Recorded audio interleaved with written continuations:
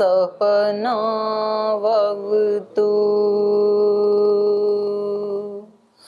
सहनौ भुनक्तु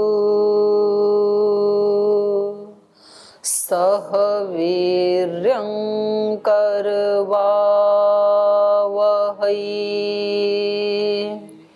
तेजस्विनावधीतमस्तु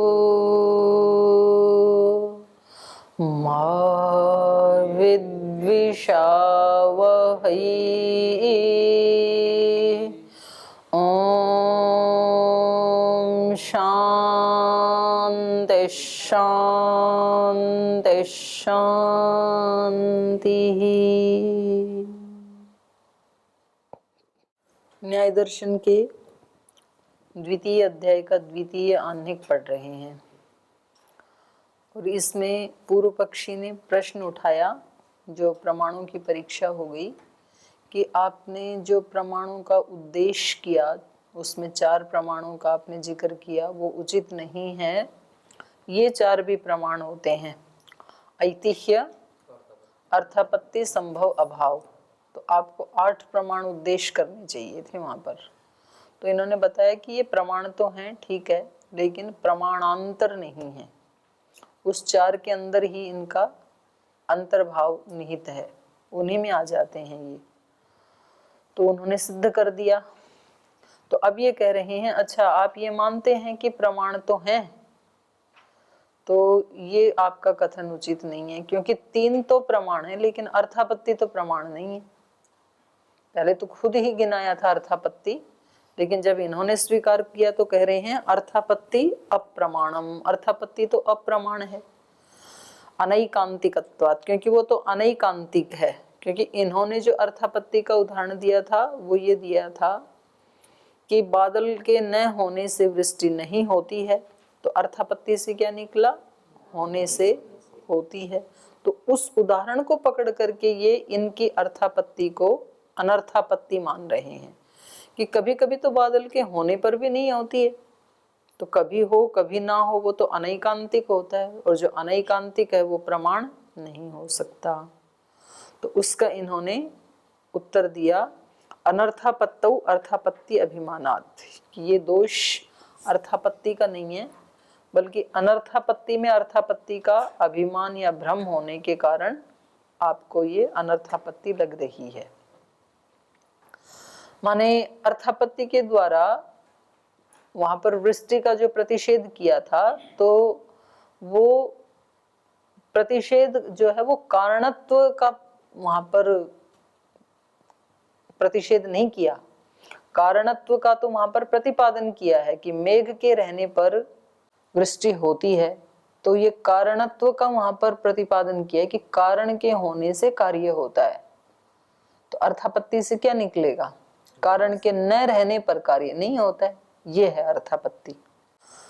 तो इन्होंने पूर्व पक्षी ने क्या किया, बस केवल उस नियम को और उदाहरण को ध्यान में रख लिया, तब इन्होंने विरोध किया था। तो इसका उत्तर दे दिया इन्होंने असति कारणे कार्यम नोत्पद्यते इति वाक्यात् प्रत्यनिक भूतो अर्थ सति कारणे कार्यम उत्पद्यते इति अर्थात् आपद्यते। अभावस्य ही भाव प्रत्यनिक इति स्वयं कार्योत्पाद सति कारणे अर्थात् आपद्यमानो न कारणस्य सत्तां व्यभिचरति न खलु असति कारणे कार्यम उत्पद्यते तस्मात् न अनैकांतिकी अर्थापत्ति। अर्थापत्ति अनैकांतिक नहीं है, ठीक है। अब आगे कह रहे हैं यत्तु सति कारणे निमित्त प्रतिबंधात् कार्यम नोत्पद्यते इति कारण धर्मो असौ न तो अर्थापत्तेः प्रमेयम। कह रहे हैं ये इसको ठीक कर लेना, यत्त की जगह ना यत्तु कर लेना। यत्तु सति कारणे, कारण के होते हुए भी, कारण क्या है, बादल, तो बादल के होते हुए भी यत्तु सति कारणे निमित्त प्रतिबंधात्, किसी दूसरे निमित्त के प्रतिबंध से, और वो निमित्त प्रतिबंध क्या है, विधारक वायु, उस वायु के प्रतिबंध से कार्यम नोत्पद्यते, कार्य की उत्पत्ति नहीं होती है अर्थात वृष्टि नहीं होती है। इति कारण धर्मो असौ, तो ये वृष्टि का न होना क्या है, कारण धर्म है, न तो अर्थापत्ते प्रमेयम। ये अर्थापत्ति का प्रमेय नहीं है।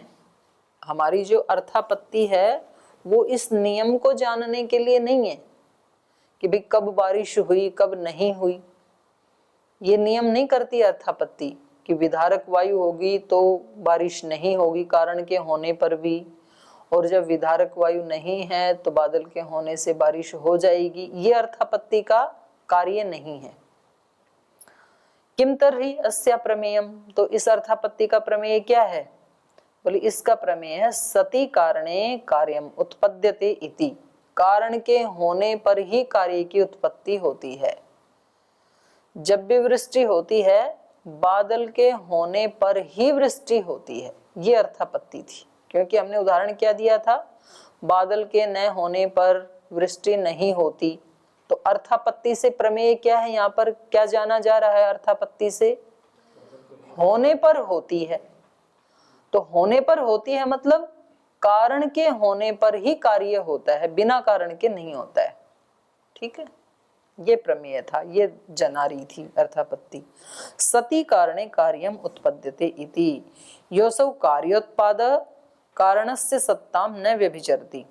तो ये बोले जो कार्य की उत्पत्ति हो रही है अर्थात वृष्टि का होना, ये कभी भी कारण की सत्ता का व्यभिचार नहीं करता है कि कभी तो बादल के आने पर बारिश हो और कभी तो बिना ही बादल के बारिश हो, ऐसा नहीं होता है। बारिश जब भी होगी तो बादल के होने से, कार्य की उत्पत्ति जब भी होगी हमेशा कारण से ही होगी, बिना कारण के कार्य की उत्पत्ति नहीं हो सकती है। ये है अर्थापत्ति। तो ये मुख्य लाइन यही है, सति कारणे कार्यम उत्पद्यते इति योसौ कार्योत्पादः कारणस्य सत्ताम न व्यभिचरति तदस्या प्रमेयम। अस्या कस्या? अर्थापत्या।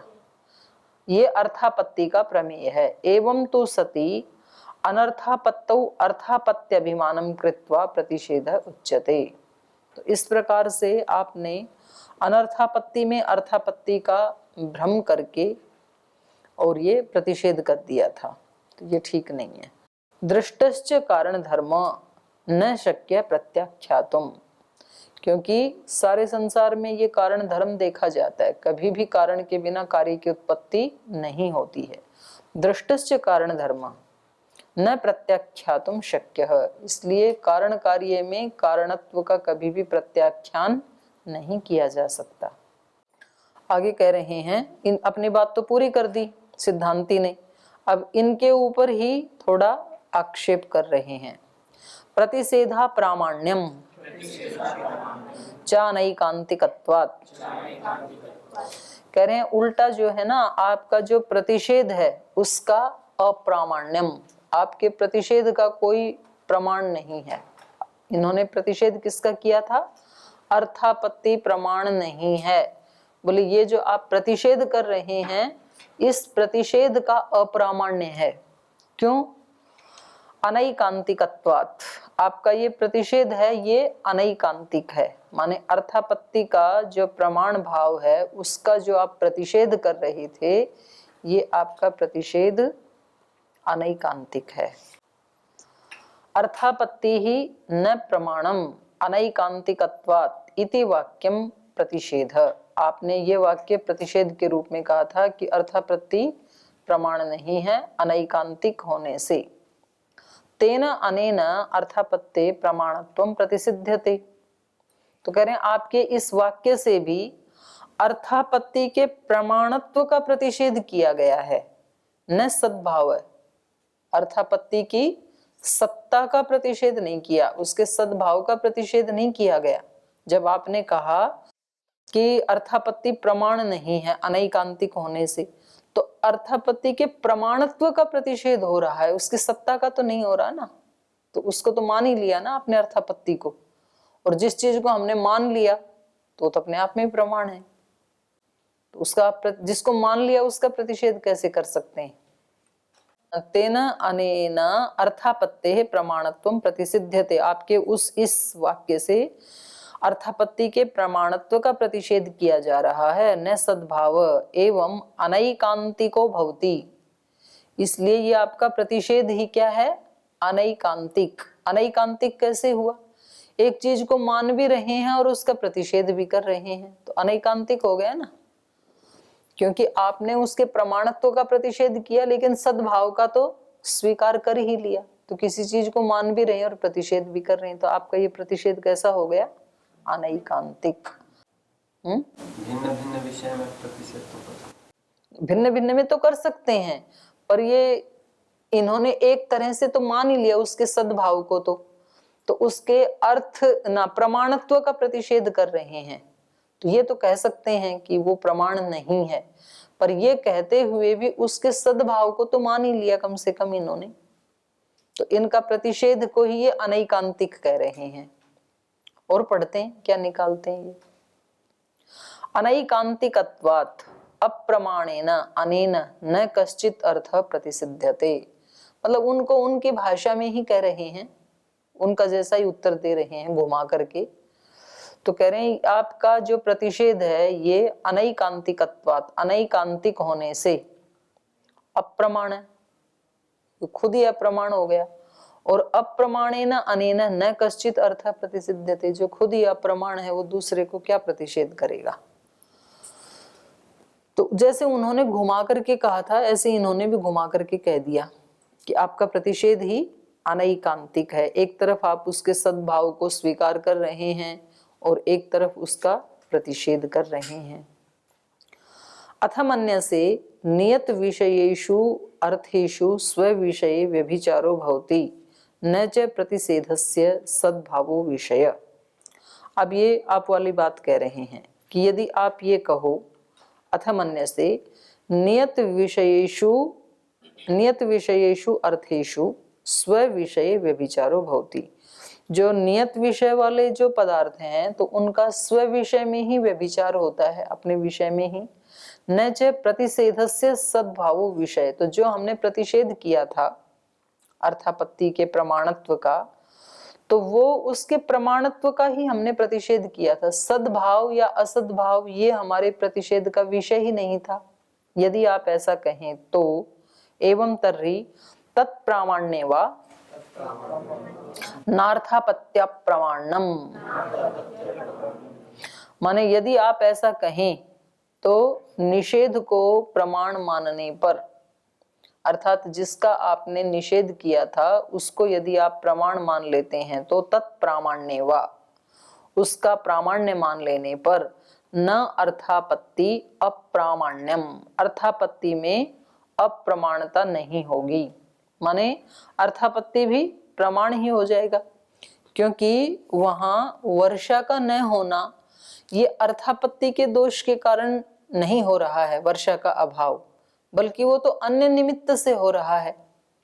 तो हम भी वहां पर ये कहेंगे कि वर्षा का न होना इसमें अर्थापत्ति के अप्रमाणत्व के कारण नहीं है वो, बल्कि वो अर्थापत्ति का विषय ही नहीं है। विधारक वायु जो अर्थापत्ति हमने बताई उस अर्थापत्ति का वो विषय ही नहीं है कि बादल के होने पे कब बारिश होगी कब नहीं होगी। तो अगर आपका ये सद्भाव विषय नहीं था तो हमारा भी अर्थापत्ति से वो विषय नहीं था, विधारक वायु वाला, ये कहना चाह रहे हैं।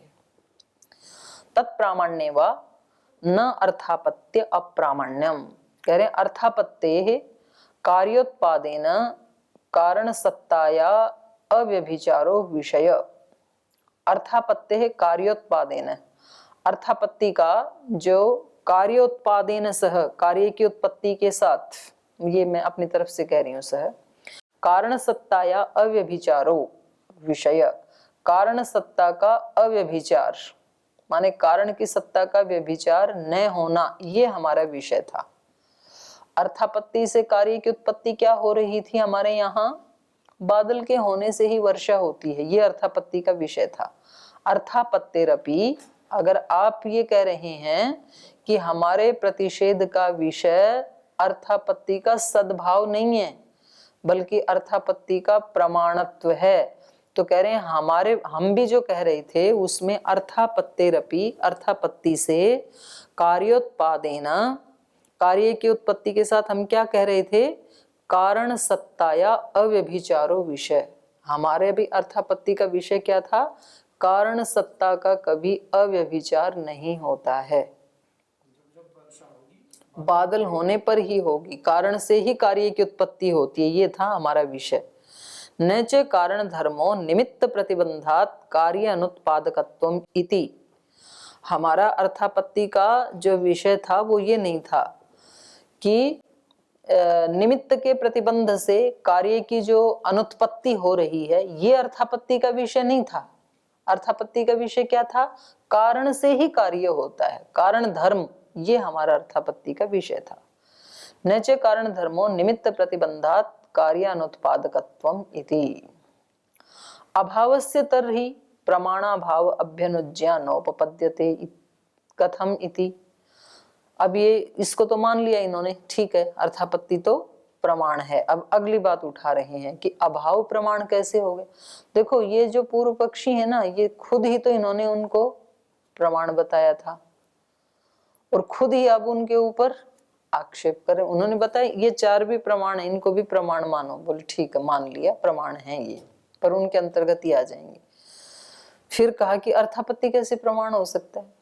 फिर अभी करें अभाव कैसे प्रमाण हो सकता है।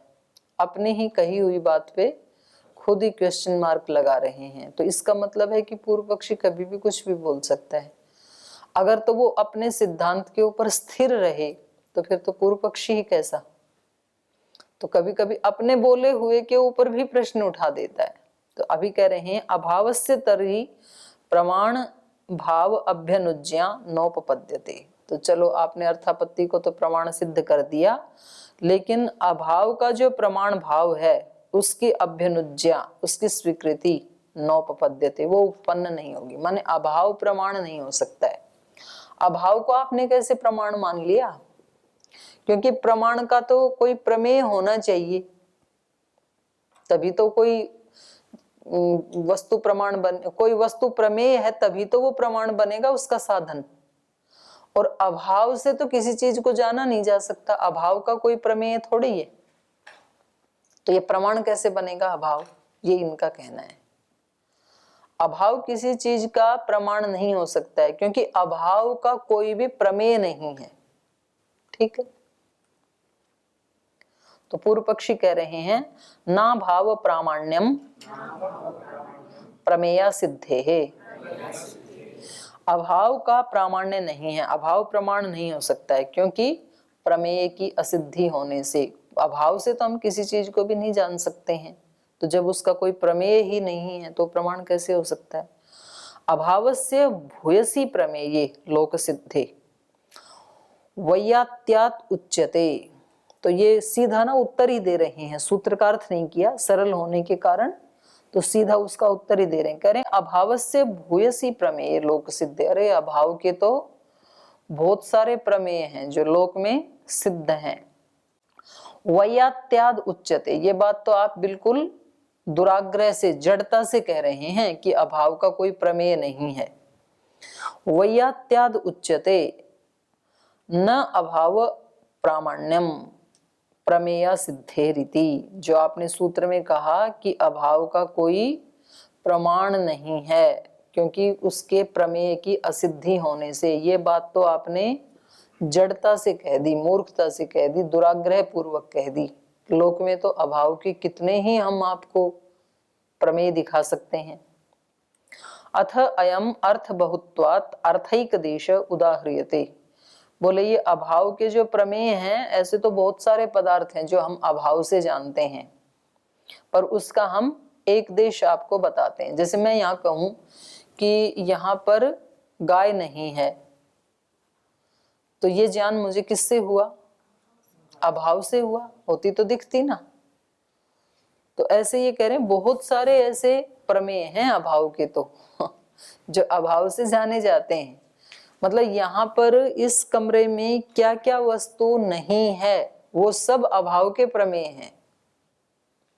एक गाय नहीं, जितनी चीजें यहाँ हैं इनको छोड़ के जितनी भी वस्तुएं हो सकती हैं वो सब क्या है? अभाव का प्रमेय है।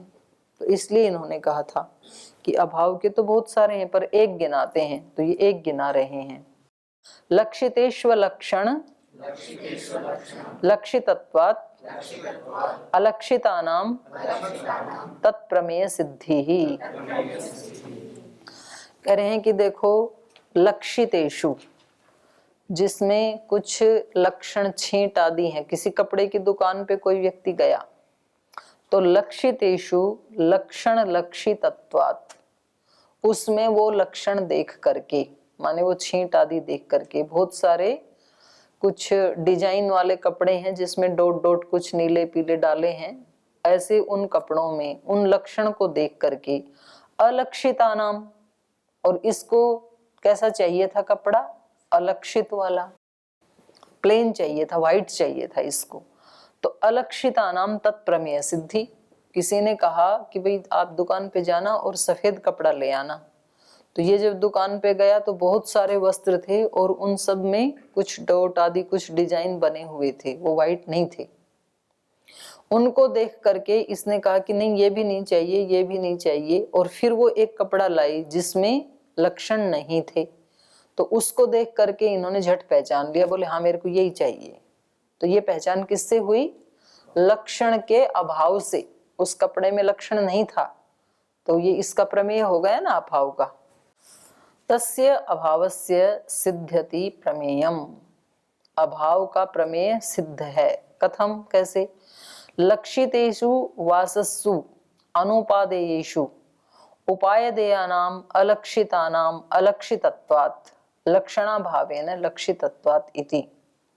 लक्षितेषु वासस्सु, जो लक्षण वाले कपड़े थे उनमें, अर्थात डिजाइन वाले छींट वाले जो कपड़े हैं उनमें, अनुपादेयेषु, जो हमारे लिए क्या थे, अनुपादेय, हमें नहीं लेने थे वो, हमें तो प्लेन चाहिए था सफेद, तो ऐसे उन अनुपादेय लक्षित लक्षण वाले वस्त्रों में उपादेयानाम, उपादेयानाम अलक्षितानाम, हमारे लिए उपादेय कौन से हैं, अलक्षित, बिना लक्षण वाले, बिना डिजाइन वाले, उपादेयानाम अलक्षितानाम अलक्षितत्वात्, फिर वो कपड़ा आया जो उपादेय था उसमें अलक्षण होने के कारण, वो डिजाइन न होने के कारण, लक्षण भावेन, उसी को हमने लक्षण भाव से लक्षितत्वात्, लक्षितत्वात् इति, तो उसको हमने पहचान लिया।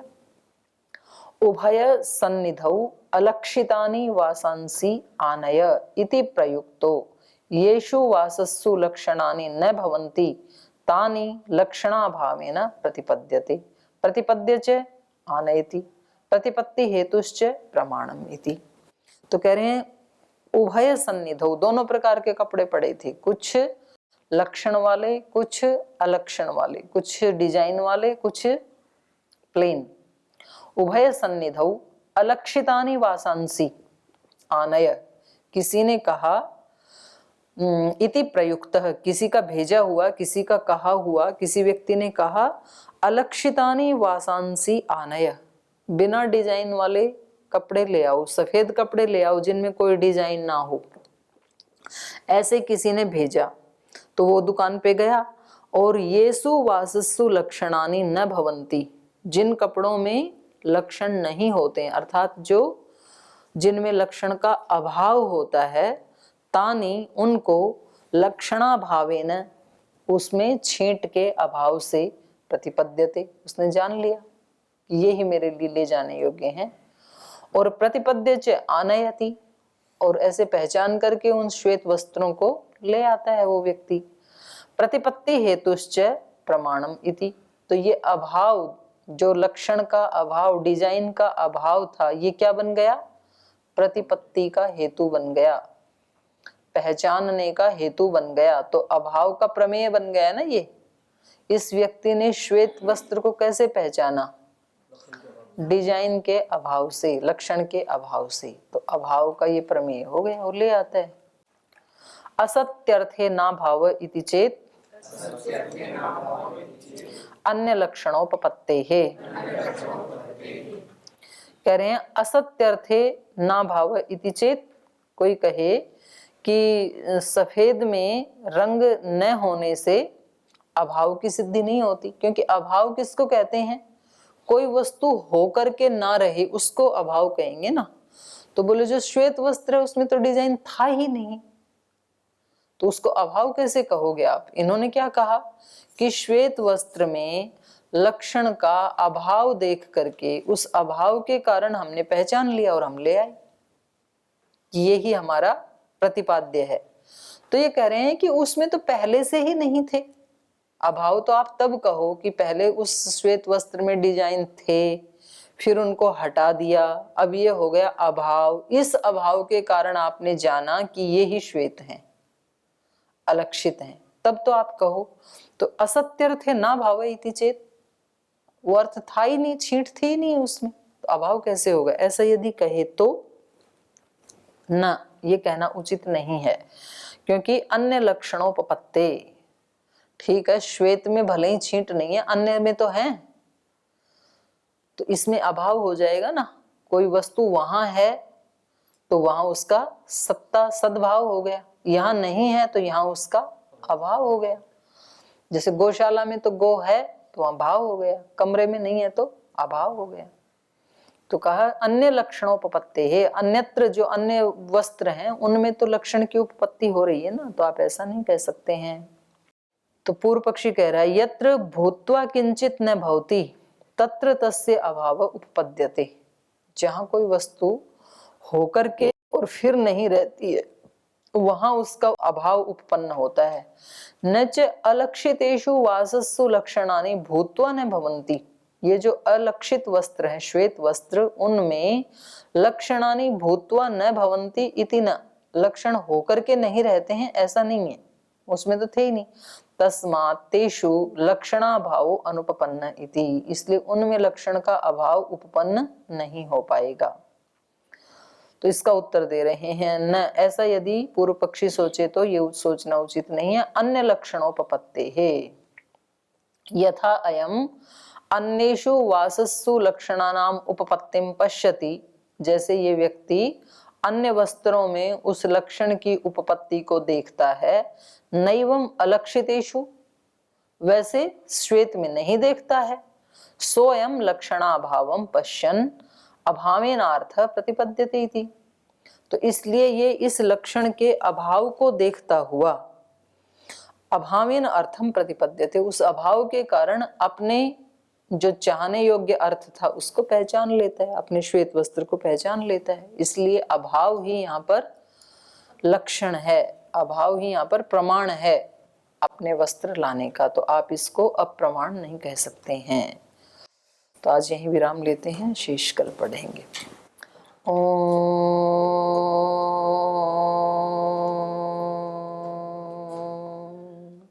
शांति शांति शांति।